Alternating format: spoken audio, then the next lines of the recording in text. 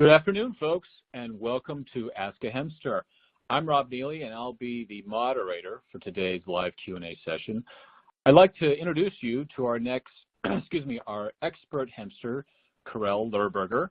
Karel covers the full spectrum of hemp, from growing, processing, to creating end products at Pure Hemp Technology in Fort Lupton, Colorado. Karel is co-founder and executive manager of Pure Hemp Technology, which is a leading processor of agricultural hemp in Colorado.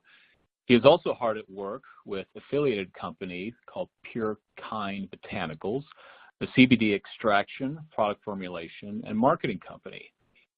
Karel's extremely knowledgeable, so I encourage you to ask your questions via the Q&A widget on your screen. Karel, how are you doing today? I'm doing great, Rob, and it's just fantastic to be on the phone with you to talk about one of my favorite topics, agricultural hemp. Fantastic. I am as well. Before we turn this conversation over to the audience questions, I'd like to welcome you and kick us off with a few questions of my own. Recently, I saw your threshing hemp video. Can you tell us a little bit more about the process? Well, when we talk about processing hemp, it gets very specific as to what we're processing. There's processing of the flowers into medicinal products, processing of the seeds into food products, and the processing of the stalks into multiple products, including building products and things like that. So each of these components has a different aspect to the processing. Threshing hemp is about removing the seeds and the flowers from the stem. And in Colorado, much of the hemp being grown today are the CBD varieties, CBD standing for cannabidiol, one of the cannabinoids found in hemp. And I'd have to say that here in Colorado, a booming part of our cannabis industry is the growing of CBD-rich hemp and processing it into medicine. What we have in using a thresher is taking after the whole plant has been dried, a mechanical process to separate the stems from the usable flowers and seeds, and we have that going here in Colorado. And it's really one of the major pieces of equipment that will be necessary as our industry gears up, because today in the CBD industry in Colorado, nearly all of the plants are being shucked, meaning manual separation by taking the stalk with the buds and running it through a hole and shucking it. It's a very labor-intensive process, and to be economical, threshing hemp as a mechanical process, more of a continuous process, is one of the technologies that is coming back. They had threshers decades ago, and they went out of vogue when it became illegal to grow hemp. But I can assure you that some of the big companies are looking at not only producing harvesters for specifically harvesting hemp, but they're also looking at threshing technology as well. So it was exciting to make that video and give folks an opportunity to see how we separate the flower and the seed from the stem here at Pure Hemp Technology. Yeah, it was fascinating. Karel, in addition to Pure Hemp and Pure Kind, you've also founded and operated Pure Vision Technology, which is a 25-year-old research and development enterprise. And Pure Vision's advanced processing technologies, converting hemp stalks and other biomass into higher value products. One such technology is the patented countercurrent reactor. Can you tell us how it works and what starting materials, i.e. lignans and sugars, are you able to extract? Well, there's a lot there, Rob, and when we get into technology and science, it gets deep, but I'll do my best to simplify a very advanced technology that we've developed called continuous countercurrent reactors, or CCRs. But the beginning point of our conversation is the word biomass. And it's amazing how many people really don't know what biomass is. So let's start by saying that biomass is non-food plant matter.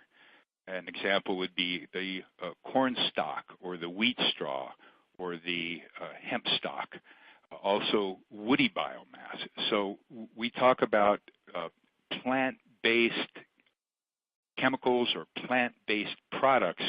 We're talking about taking biomass, which is either underutilized or not being utilized at all, and converting into higher value products. Not the food portion, but the biomass portion.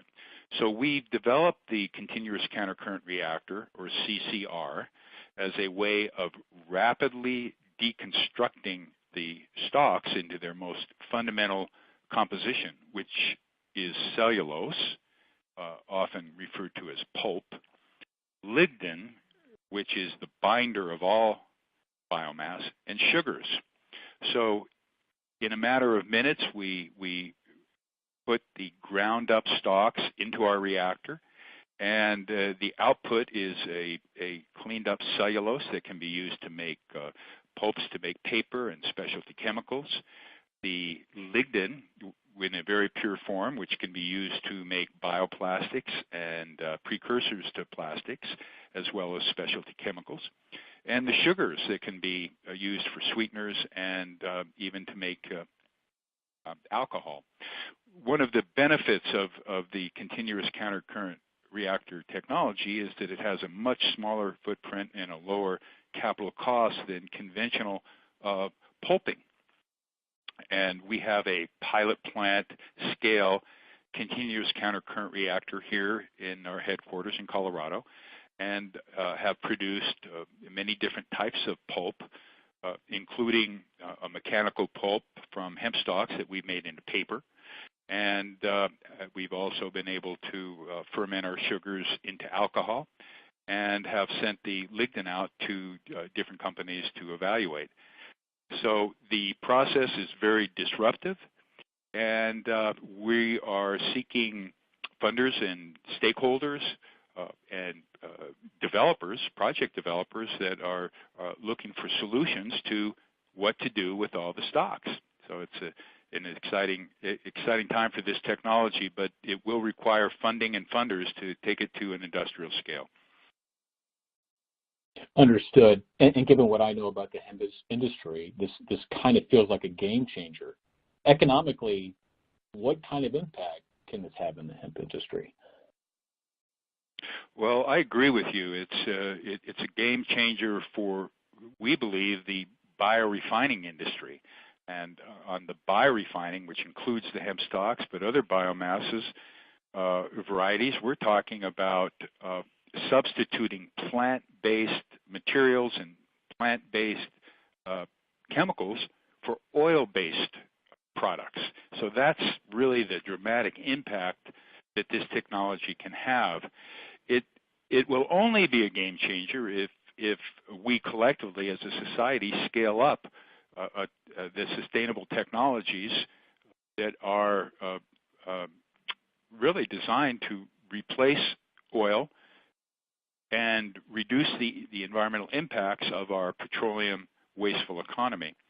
And presently we have a 1/2 ton per day capacity plant, so we're able to produce barrel quantities of pulps and sugars and lignin to make small batch runs. But the economics become very favorable as we scale it up.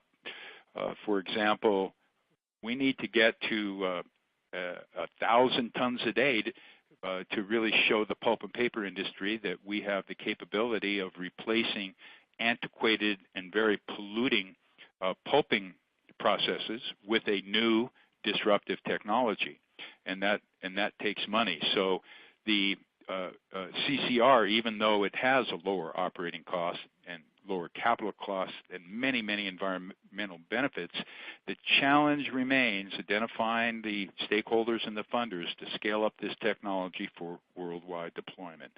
But with that, it will be very disruptive, and we're very excited about deploying the technology not only for processing hemp stalks, and other biomass species, but also to target the production of very specific products, including products like paper products, packaging, and bioplastics. Fascinating. And it certainly sounds like quite the disruptor. Why don't we transition to it the is, market? and Rob, I'd like to just add that if we are promoting and continue to do research on the countercurrent reactor, but the response that we get, especially from the hemp community and the growers, is, we need something next month. We need something next season. That's a great long-term solution for the planet. It may be a great long-term solution for the hemp industry, but what can we do this season? And everybody, listening needs to realize that there are, of course, other processing approaches and equipment, in addition to the threshing that I mentioned before, which separates the flower and the seed from the stalk. There's decortication. A decorticator takes the stalk and that has the seeds and the flowers already separated, and it produces a long fiber and a short fiber from the stalk, so that separation provides higher value than just, for example, baling the stalk and selling it as a stover or bale of dried stalk.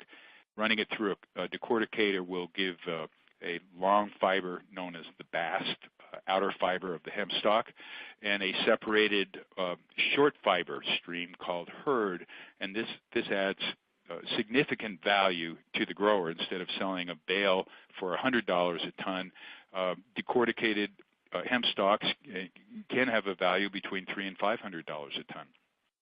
Other processes include pelletizing the hemp stalks for use as a bioenergy and also used as an ingredient for other industries. So there are many technologies and many processes depending upon what fraction we want to get out and what quality of that fraction for developing specific products. So there's a lot going on, and believe me, the large companies now, the tobacco companies, the equipment manufacturing companies are taking a very hard look at how to roll out their technologies in this fast-growing industry. No kidding. I think you illustrated that really well. Moving on to the market, traditionally, what value-added products are in the highest demand? Out of the 25,000 products that can be made from hemp stalk, what industries should we focus on? Is it automotive? Is it textile? And what are the biggest drivers for growth in your mind? Well, those are great questions, and allow me to begin by providing an overall context to the market for our audience. The first point is that there's the legal difference between marijuana and hemp is 0.3% THC in the flowers. So this is an arbitrary distinction, but it's what most states are now relying on to distinguish marijuana from industrial or agricultural hemp. So we're talking about the agricultural hemp aspect of cannabis, which is legally considered less than 0.3% THC. The other aspect that when we talk about markets is what a part of the plant are we using to process for a specific application or a specific product. So a great example would be in this country, nearly all of the hemp seed oil that's extracted from the seed, not the flower, it has no cannabinoids in it, comes from Canada today, not here from the United States.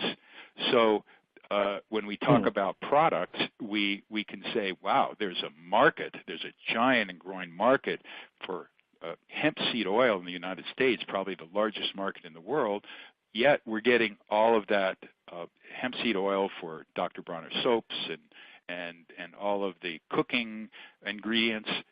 Most of that's coming coming from Canada. So there's, as we talk about markets, it's not just, hey, let's take the stalks and do this with it. It's really, we have to get pretty specific on what these markets are. And that kind of leads to your the next question you asked, which were, what are the current drivers for this industry? And what we're seeing here at Pure Hemp Technology is that one of the main drivers is of course, value-added agriculture. We're just seeing growers wanting to get into a more sustainable crop and to replace some of the crops that use a lot of water. So value-added agriculture is a big part of this, and a lot of risk takers out there now in their first and second year grows. That's complemented by the incredible growing public interest and demand for hemp products. We're the largest consumer of hemp products in the world, but nearly all of the stock-based and seed-based materials are coming from outside the country. So that's a tremendous opportunity there. And when we talk about business and green businesses and job creation, it's just incredible how here in Colorado and other states where industrial hemp and medical marijuana have been legalized, what kind of impact that's having not only on the jobs, but on the revenue for the state.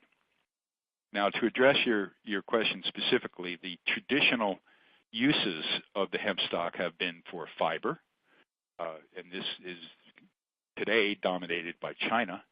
And those some of those applications, of course, are cordage, canvas, and textiles. And the second traditional use is of the seeds for food. And we talked just a little about the very mature Canadian industry that is focused on producing hemp seeds from the plant and making hemp oil and hemp food. As we see a industry taking off with a tremendous amount of stocks that are going to be available, and to avoid having these stocks just rot in the field, we have to develop these markets. And one of the biggest markets for the stocks is the automotive industry. It's not even a new market today. I wouldn't call it mature, but a good part of the world's luxury cars like Volvos and Mercedes-Benzes have an increasing amount of hemp fiber in their interiors, and they're beginning to put these hemp composites in the exteriors. So the automotive industry is just an incredible market for hemp materials. Another fast-growing area is in the bioplastics area. Now, within bioplastics, there are different types of bioplastics. The most common one today are the composites, where they're taking a traditional petroleum-based polymer, like let's say a polyethylene or polypropylene, and they're adding hemp fiber either as a filler or as a strengthener to substitute for the fiberglass. So that's one type of hemp plastics that we're beginning to see. And in the medium term, we're looking to see sugar-based and lignin-based plastics that are actually true hemp plastics. And that's a giant market both for the fiber but also for sugar-based and lignin-based materials. And that's really beginning to explode as marketing companies are looking for sustainable packaging. And that's a big driver there. And we are also seeing some interest in the building and construction sector, looking at specific materials for products ranging from hempcrete and putting the hurd in the mix of making a concrete with hemp, to fiberboard and insulation. So there's a tremendous amount of opportunities there if we can get the stock processed to meet the specifications and the requirements of these existing industries. So we return to the issue of how do we develop an infrastructure to process these stocks so that we can pay the farmers a great value so they can make money and begin providing hemp fibers, hemp oils, and other hemp intermediates to existing industries in America. Okay. Let's talk about challenges. What are, in your mind, Karel, what are the biggest hurdles the U.S. hemp industry faces today? Well, clearly, we have to talk politics now to address this question. And I don't think anyone in our industry would dispute when I say that the biggest barrier to our industry are the federal regulations and the banning on a federal level of cannabis, whether it be marijuana or whether it be industrial hemp. So maybe we can talk a little later about that, but clearly the federal regulations are barrier number one. As part of barrier number one, the financing institutions are interfering, with our industry and interstate commerce. I can't tell our audience the difficulty it is for companies like ours to even get a credit card processing system working so that customers can buy our products online. And in some cases, other companies can't even get bank accounts because they have the word hemp in their name or in their advertising.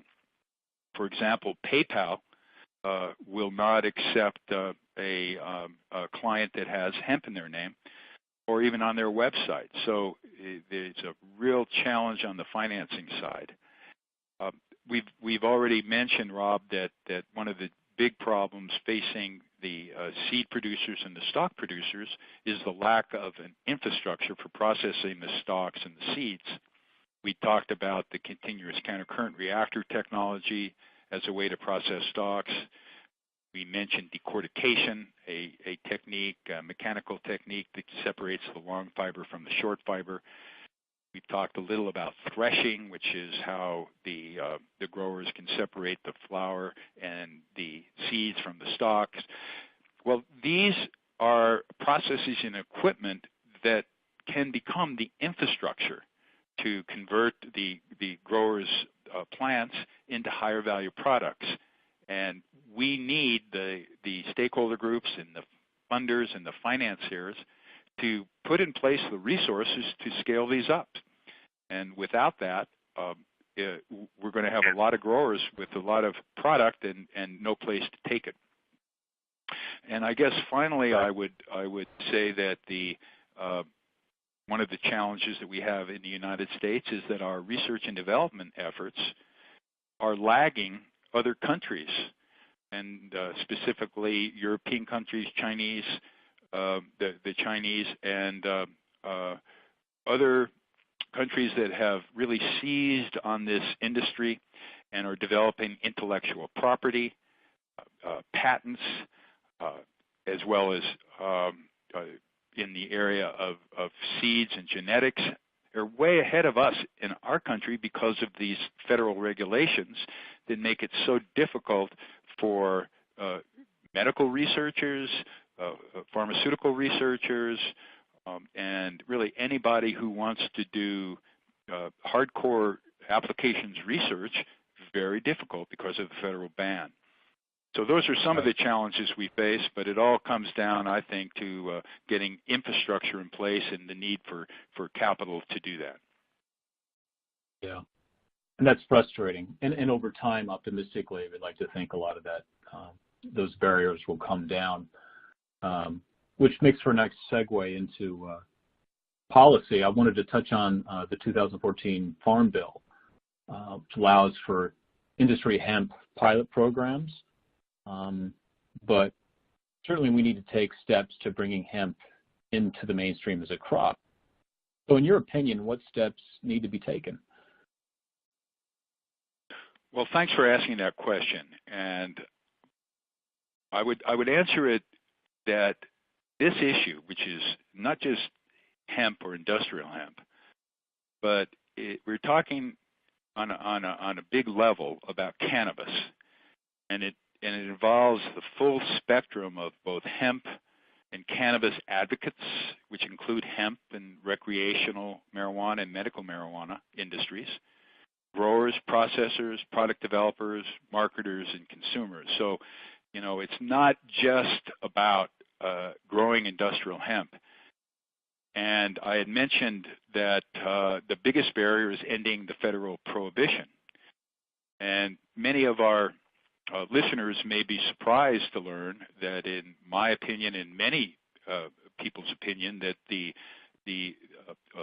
drug laws and the laws that prohibited the growth of marijuana are unconstitutional. In other words, this prohibition goes contrary to our Constitution, specifically the Amendment 10 of the Constitution, which guarantees the powers of the state and the people, which was ratified in 1791. And it's a one-liner amendment to the Constitution. The powers not delegated to the United States by the Constitution, nor prohibited by it to the states, are reserved to the states respectively, or to the people. And that's why when they went after alcohol and prohibition, they couldn't pass a law. They had to change the Constitution. And for unbeknownst reasons, that didn't happen with cannabis. And so we have an unconstitutional federal prohibition in place. So that's the biggest challenge we face, and we as hemp advocates and hempsters need to work on whatever level we can, not just as producers and consumers, because we have to be aggressive in advancing this industry. But we also have to work with ending the federal prohibition against marijuana and begin to dismantle the war on cannabis, which is really a war against, our people.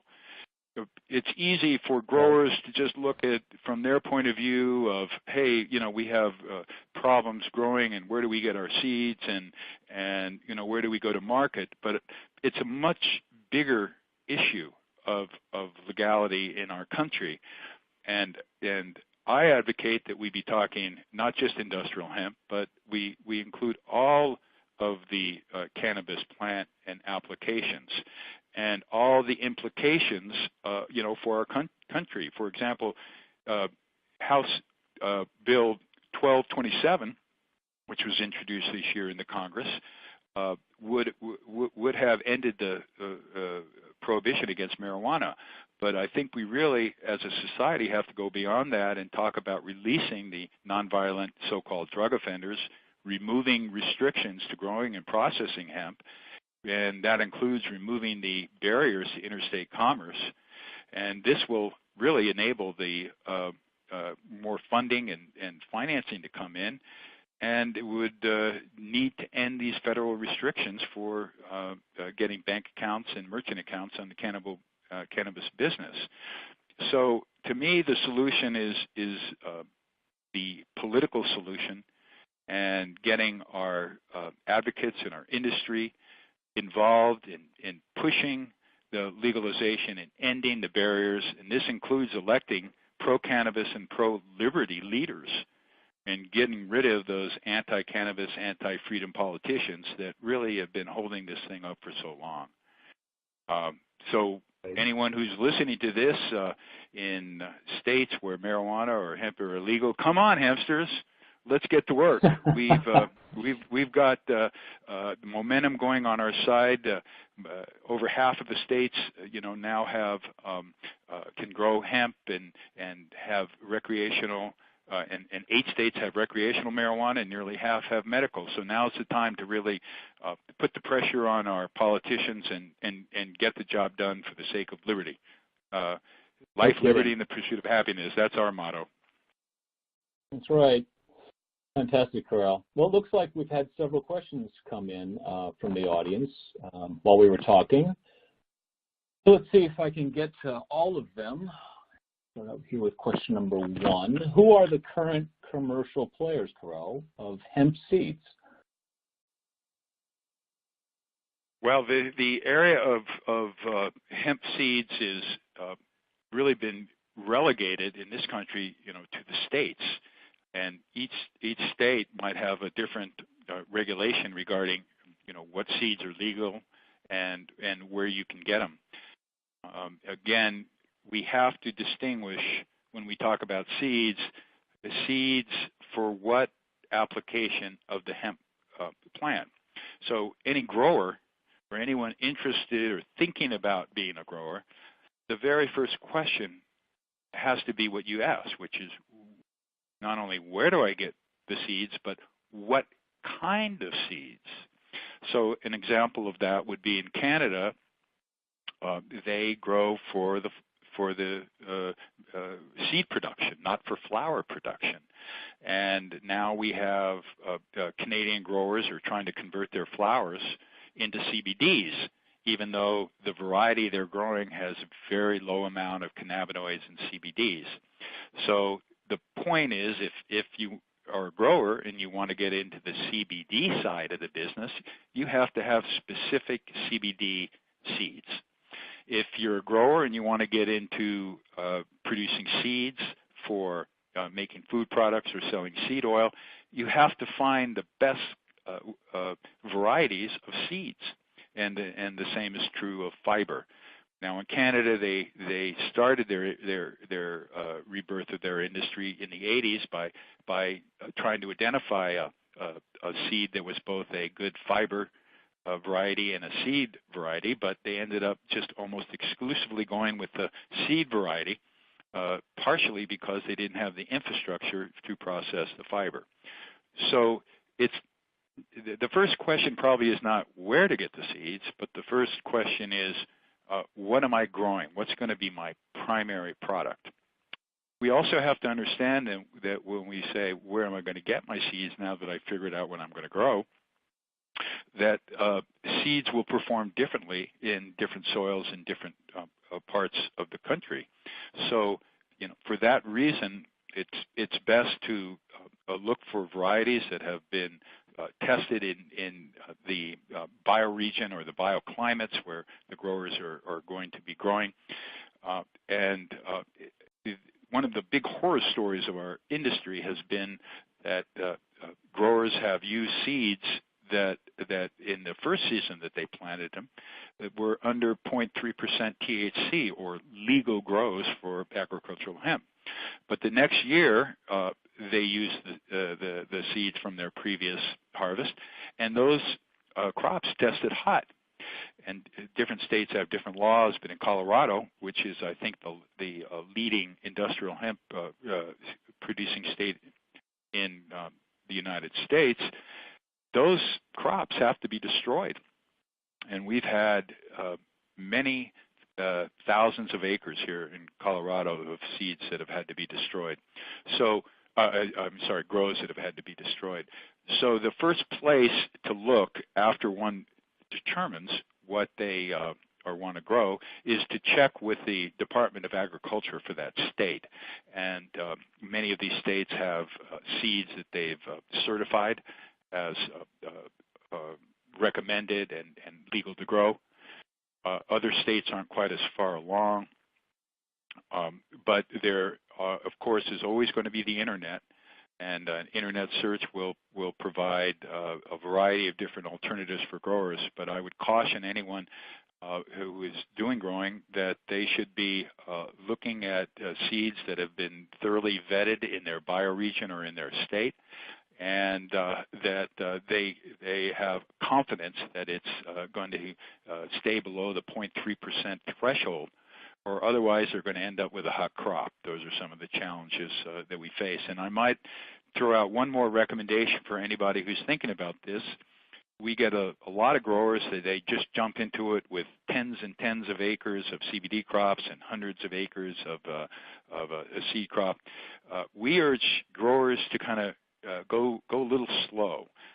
Start smaller, not bigger, and don't talk about making a lot of money the first year, but really getting the experience, getting the growing process going, getting all the test results, getting some small product out there that can be built upon in the following year, and really learn the ropes on a small scale as opposed to going big the first year.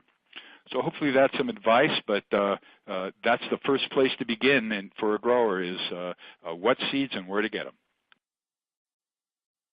Great answer, Corel. That was really constructive.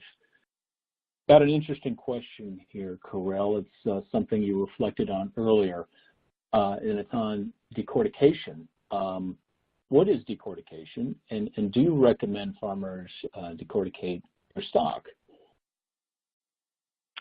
Decortication is a mechanical process by which the whole stalk, usually after the flower and seed have been lopped off by the harvester, the whole stalk is mechanically processed, and the result is the separation of the long fiber, which is the outer fiber of the stalk, known as the bast fiber, and from the inner fiber, it's called wood or hurd, or in Europe they call it chives. And the hurd is about 85% of the stalk, and the remaining 15% is that long, nice fiber used to make ropes and textiles. Decortication certainly is one approach to getting a higher value product. What growers have been doing to date with their stalks is they usually, first of all, have to cure it in a process known as retting. The retting process allows the easier separation of these long fiber from the short fiber, and traditionally most of the retting has been done in the process known as field retting, where the stalks sit in the field for a season, and the microbial action helps that facilitate the separation process. Here in this country, we recommend standing retting so that the stalks don't touch the ground, and after the seeds and flower are removed, they stand in place for a season before they're taken down. Now, with those stalks in the field, if that grower were to bale them, let's just say, like corn stover, and you have bales of hemp stalk, the value of that bale could be anywhere between $80 a ton all the way up to $200 a ton, depending upon the markets. And some of the applications for that baled fiber could be making, for example, animal bedding or processing the herd into things like hempcrete. But to get to the herd to make into hempcrete, it has to be separated from the other fiber, and that's where decortication comes in. So once you have the long fiber and the short fiber separated, the value of that goes up significantly to between $500 and $1,000 a ton for that stock crop, depending upon the markets. So to your question, do I recommend decortication? And the short answer is yes. However, I would qualify it by saying that it shouldn't be a situation where an individual grower goes and get a decorticator and everybody has a decorticator. I think we're talking more about a regional solution here with decortication, or something that a business model, could be farmer co-op, so that it's not just one farmer with one decorticator, but it's a decortication facility that growers can use throughout the season, and potentially industries can use throughout the year to provide a separated herd or separated bast that then can be milled or processed to make a very specific product. So how do we get decortication-based refineries, I think is really the ultimate question. Yes, decortication is great. Challenges are finding the best equipment. Challenges also include finding equipment that can process the green plant so that it doesn't have to be retted, and there are decorticators that do that. But the biggest deal is finding the markets for that separated herd and the separated long bast fiber, because all of the decortication in the world producing great